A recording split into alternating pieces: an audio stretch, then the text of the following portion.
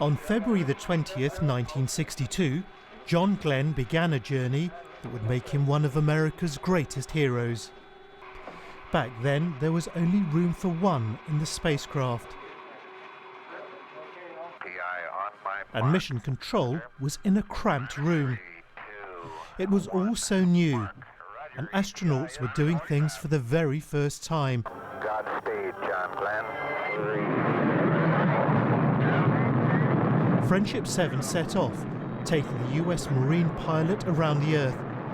He was not the first man in space, not even the first American. Roger, backup clock is started. But John Glenn's orbit was the moment that the Americans finally caught up with the Soviets in the space race. Roger, 0G, and I feel fine. Capsule is turning around.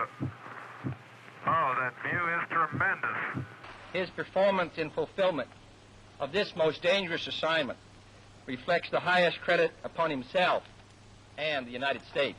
Colonel, we appreciate what you've done. And for that, President Kennedy and the nation were duly grateful.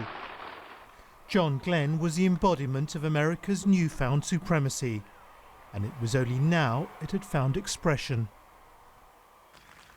In 1974, John Glenn was elected to the Senate, and 10 years later he tried to become the Democratic candidate for president, but failed. And liftoff of Discovery with a crew of 6 astronaut heroes and 1 American legend. In 1998, he was still blazing a trail.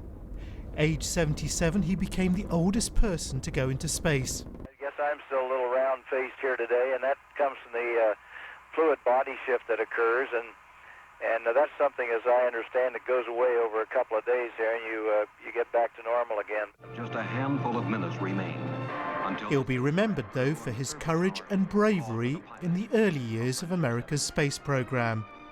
A man, they said, that had the right stuff.